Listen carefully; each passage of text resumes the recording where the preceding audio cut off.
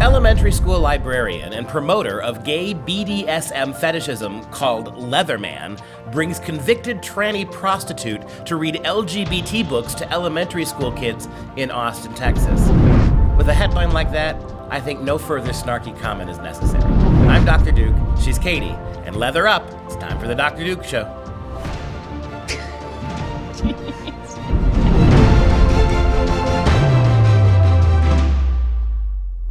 Hello, everyone, and welcome to the Dr. Duke Show, the only program that keeps you educated on the craziness impacting K-12 classrooms and college campuses around the world. Today, we're talking with our international correspondent, Alex Newman, about a Texas elementary school that allowed a convicted felon dressed as a woman to read LGBTQ propaganda to little kids. And that's just the beginning of that story. But we start today's show with a quick look at the health of our republic from our own Katie Petrick. This week on Healthy Republic, we're tackling Alexandria OcasioCortez, because right now AOC's district sits at the epicenter of America's coronavirus outbreak, which, as you'll see, makes sense since, AOC likes to be the epicenter of everything. Let's take a look. It's fascinating to me that Representative Alexandria OcasioCortez's district and surrounding areas of New York City have become the epicenter for the coronavirus. And when I say epicenter, I mean for in the United States. Not to confuse a viewer who thought I had no idea where the virus actually came from. Wuhan. But it all fits because AOC has to be the center of attention. Just as COVID 1984 is becoming the only thing we talk about, AOC is becoming the only one who wants to be talked about. All the time. It's why she does her Instagram videos, because it allows her to get her angst and her anger out. Okay, look at this. This is what we're doing on a Friday. In the richest country in the world, a member of Congress has to raise her own money to feed our families because the federal government won't. Let's break that little bit down. First, I will say good on her for actually doing something productive, compared to, say, Nancy Pelosi, who is on her third pint of Haagen-Dazs for the day. Or is that brand just too lowbrow for her? But AOC's out there on a Friday, as she said.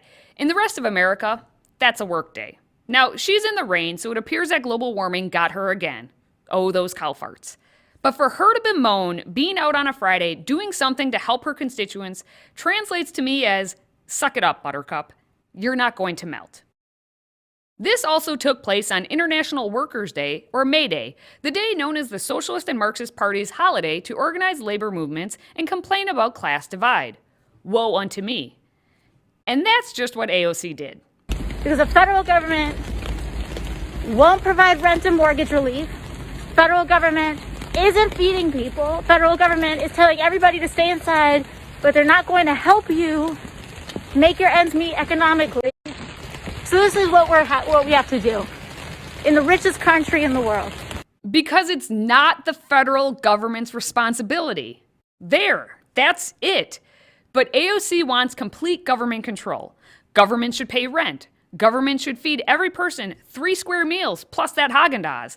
Government should control healthcare. And in exchange, you get AOC fighting for you, folks. When we talk about who is getting impacted the most, it's the folks that don't have health care or are either uninsured or underinsured. It's communities of color that have long been impacted by the historic policies and the legacy of redlining, mass incarceration, and more. It is folks that have been living paycheck to paycheck on an hourly wage that is not enough.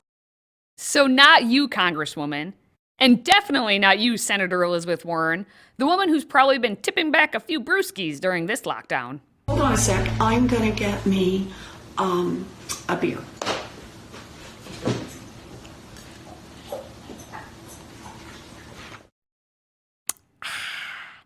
These women really can't see their own hypocrisy of all of this, as all politicians can't. She continues to receive her paycheck, though the House has not been in session since April 4th. And who knows when they're going to go back because, well, Nancy Pelosi. But AOC's still collecting a paycheck from your pocketbook. So where's mine? Oh, and that's a nice personalized coat you have there to deliver meals. Wonder if that'd keep someone in your district warm tonight. Where's theirs? AOC also has her N95 mask on. Where's mine? Or forget about me, give it to a nurse. There are more than 30 million Americans at home trying to figure out what to do moving forward because until this point, they had a job that they were allowed to go to. But then the government stepped in and said the businesses had to close because they aren't essential, but AOC is essential. So what's AOC doing during this time of uncertainty, angst, and real fear? She's right there with you. It's time for a confession. AOC's life got totally upended after winning her primary, and she's been working nonstop for the past year and a half, so she still has nothing up on most of her walls, and now she needs decorating tips for her apartment. I think you all might have a few tips for her. Just leave those in the comments section. I look forward to reading them and all of your other comments. Now, over and over, she tries to make it seem like she's one of the working class people. Feel bad for her and all the struggles she is undertaking because big world order isn't doing enough. And due to our poor education system, she has plenty of people supporting it. AOC is out here in the rain delivering food in a wagon with money she raised to people in her district because we don't have a federal policy that supports working class people. It doesn't have to be like this. Salute AOC, the people's champ. And AOC approves of that message. As you can see, she retweeted it. But AOC doesn't even want you to be working class. She says not to work at all because then this will give her the opportunity to whine, squawk, and neigh. When we talk about this idea of reopening society, only in America does the president, when the president tweets about liberation, does he mean go back to work? When we, have this discussion about going back or reopening, I think a lot of people should just say, no, we're not going back to that. What? We're not going back to working 70-hour weeks just so that we could put food on the table and not even feel any sort of semblance of security in our lives. So don't return to work to be able to put food on the table, but attend some of the story hours she is doing on her campaign website. The most recent just so happened to be on International Workers' Day. Invisibilized Workers Rise Up, a storytelling hour with AOC. Warm fuzzies already. Wait, can you call yourself a worker if you aren't working because AOC told you to not go back to work if given the chance? How does that work? Maybe you can talk to AOC about that, along with some other things. Talk to me. Talk to me about how Donald Trump is making America great again. Talk to me about it. This doesn't look too great. Doesn't look great to me. Also not looking great is the fact that conservative Candace Owens was suspended from Twitter for tweeting that people should be allowed to go back to work. And the reason for suspension is left blank. Owens also told the Washington Examiner that she unequivocally stands by every single word of her tweet, and that if Alexandria Ocasio-Cortez can use Twitter's platform to encourage workers to walk out and boycott, she should be allowed to encourage lawful citizens to resume work. Owens is not wrong, but we live in COVID 1984 where the AOCs of the world get to tell you what's acceptable and what's not acceptable. Things don't look great to me. Thanks, China. It's been 84 years since some of us went into lockdown, and of course, it's gone full political. So I urge, beg, and plead for you to be your own epicenter of thinking and deciding how to continue on. Don't get caught up in the tempest and try to keep your head above water. Until next time, stay healthy, America.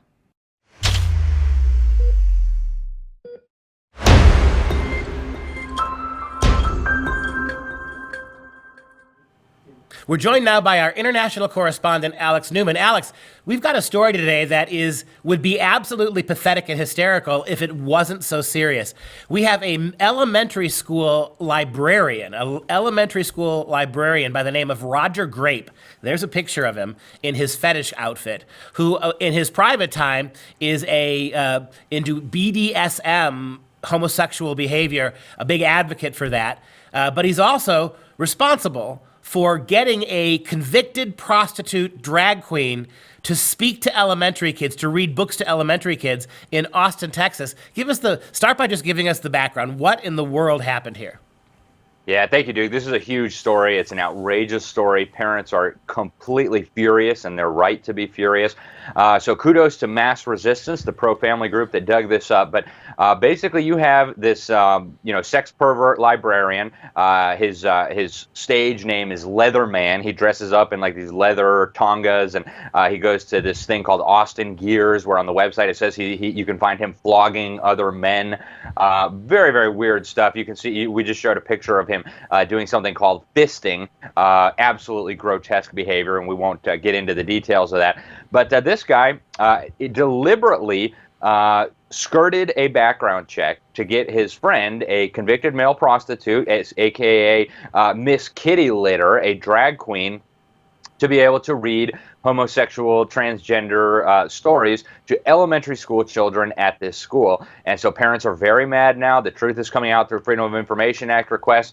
And this is in Texas, by the way. This isn't California, as it normally is. This is Texas. You've got a guy who moonlights as a radical sex performer who engages in, like you said, some of the most really outrageous forms of homosexual sex, including that symbol. If you go back to the picture, Mike, that sign he's showing you right there is the sign for an act called fisting, inserting a fist someplace we're not going to mention here. And so this guy in the day is a elementary school librarian. And talk a little bit more for our audience, Alex. How did he get around the rules to get this to Miss Kitty Litter to read? We have email confirmation that this is happening back and forth, right? That's right. Yep. Through the Freedom of Information Act, they were able to get the text messages between Leatherman and Miss Kitty Litter. And so Leatherman, the librarian, Mr. Grape, who's been working as a librarian or as a teacher in an elementary school for over 15 years now, where do they find these people?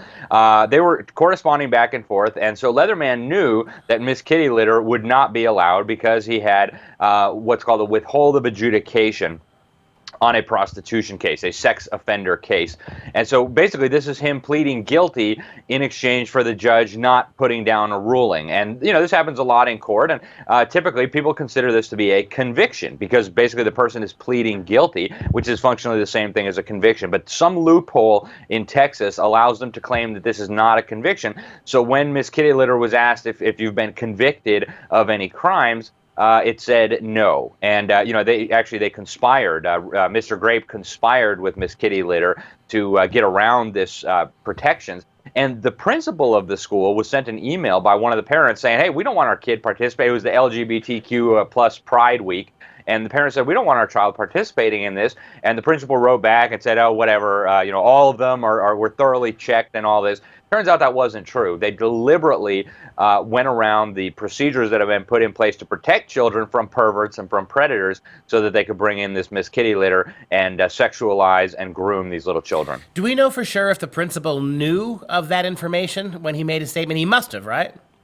It's a good question. We don't know for sure. We don't have any documentation showing one way or the other. But if he didn't know, why not? Why are you hiring, sex fiend perverts who run around whipping each other and doing fisting out in the open, right? I mean, this isn't like in the sanctity of their own bedroom, if you will. This is out in the open at nightclubs. Everybody knows it's posted all over the internet. Why would you hire these kind of people? And then even worse, why would you let them bring their pervert friends in to read to little children? I think that's gross irresponsibility. Alex, we're going to pick this up again on the other side of the commercial break. We'll be right back.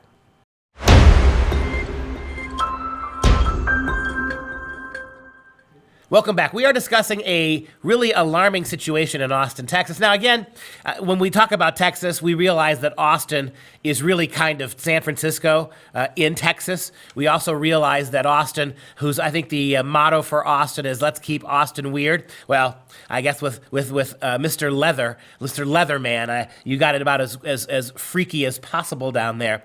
But why is it, Alex, that even in a state like Texas, where you would expect more in terms of protecting children, Why is it that a school district, an elementary, maybe I could see this fly if this was a high school, maybe, but you're taking the tenderest, littlest kids now, elementary school kids, and you're exposing them to people like Miss Kitty Litter. Again, the vetting had to be undermined by Mr. Leatherman. Let's be very clear about that. The librarian, Roger Grape, he actually betrayed his own school by working with this transvestite prostitute who had been arrested and convicted. He violated his own school's rule, and we're going to have to keep an eye on what kind of punishment, if any he gets for this. He ought to be severely punished, if not fired for that. Nevertheless, let's talk a little bit about the utility or the necessity of this kind of reading adventures for little kids. Why are we exposing 5 and 6 and 7-year-olds to this at all?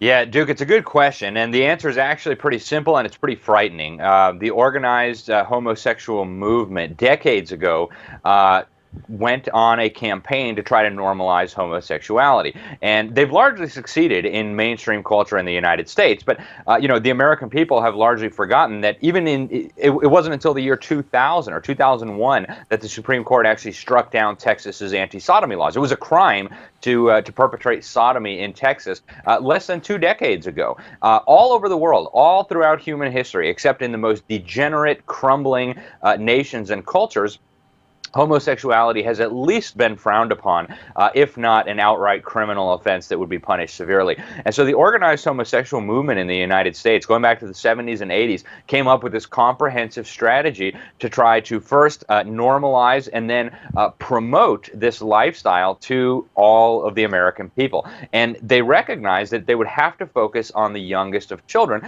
because older Americans, they've already thought about this, they've already rejected homosexuality, they already consider it something that's bad, sinful, dirty, whatever, unhealthy at the very least. And so they went for the children. And we actually have a clip of a documentary that was shown in government schools in the early 1990s called It's Elementary, talking about gay issues at school. And again, this was back when sodomy was still a crime across most of the United States. In the middle, think I should add lesbian too? Yeah. It's already there. It's already in the classroom. The kids are already thinking about it. There's ways that are pretty standard elementary curriculum across this country, which, with a little inventiveness, you can start going on. And what they do is they try to tell these kids that homosexuality is normal, and yet there's these discriminatory, mean old laws and mean people who don't want people who love each other to be able to be together. So they have these kids imagine themselves as pretend judges. And, even the UN has been pretty honest about this. They actually hired an LGBT czar, a homosexual activist from Thailand, who was very clear. I read in an Argentinian newspaper, I think we were the first, maybe the only ones in the United States to report it at the New American Magazine, where they said the younger the better, right? Because when you can get them younger, they're more impressionable. They haven't yet been exposed to, religious ideas, their parents' ideas. They haven't yet started thinking about things rationally. And so there's a very deliberate agenda to target the youngest of children because they figure if they can get the young kids on board, once they're older, they'll be very pro-homosexuality. And so that's why they're targeting kids, Duke. It's that simple. And I think there's even another element. A lot of people have speculated that this is actually kind of a grooming operation. And I personally think there's something to that. I do as well. I mean, if you're taking kids who are too young, who have not had, they don't have critical thinking skills. Their young minds have not begun to allow them to think abstractly. They're literal at those youngest of ages. And when you're feeding these kids this kind of one-sided extremist propaganda for very outrageous forms of sex and sexuality, these kids have no choice but when their authorities, their teachers, their schools are peddling this nonsense, it doesn't surprise me in the least. It is a kind of grooming. You are preparing kids not just to accept but to participate in this kind of stuff, because to not do it, given the culture, would make you seem like the outlier. Alex, we've only got about 30 seconds left. What do you think the next steps are? There's been no comment from Roger Grape. What do you think how the story should play out? Well, if I was a parent in Texas or any other place, I mean, if this will happen in Texas, it'll happen anywhere. It's time for parents to take action to protect their children. The schools aren't going to do it. The government's not going to do it. It's either going to be you, mom and dad, or your kids are going to be exposed to this sexualized, indoctrinated, and you're going to wake up and find yourself living with a stranger, a kid who hates you and rejects your values, and that's very sad. So parents, pay attention. Alex Newman, thank you for the great report. We are definitely going to keep updating this one as the time goes by. Thank you.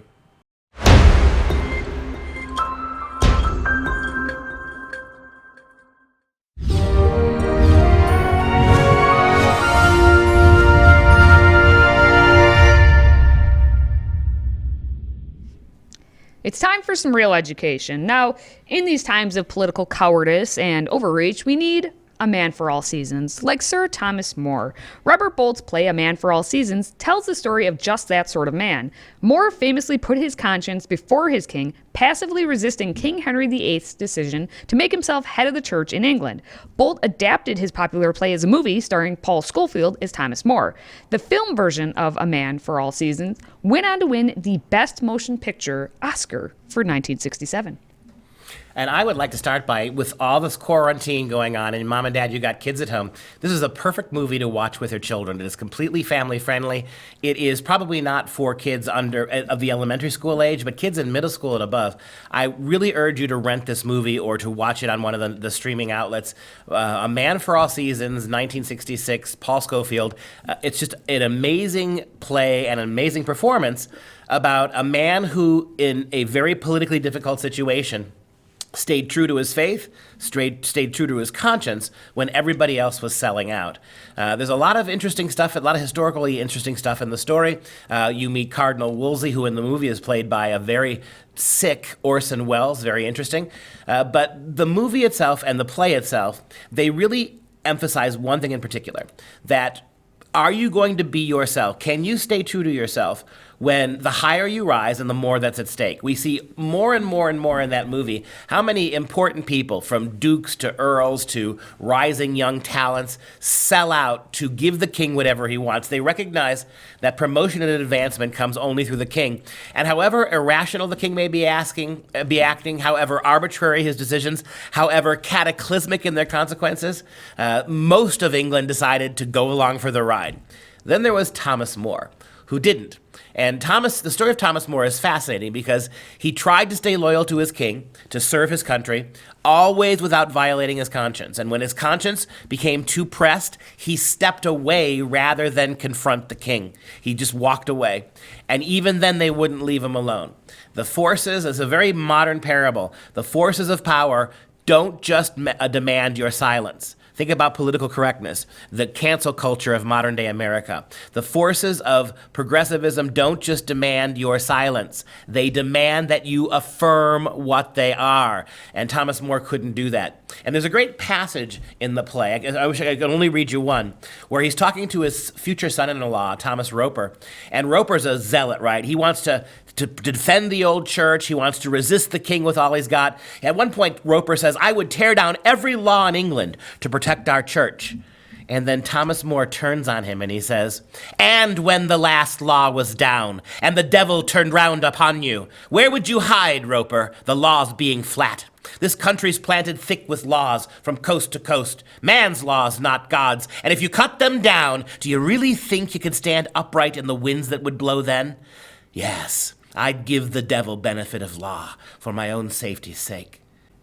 People who think that by any means necessary is a good policy, let me remind you of something Thomas More says. When you take all the laws of human society down, then the devil turns around on you when you have no legal protection. Where are you going to hide then when the laws are all taken out?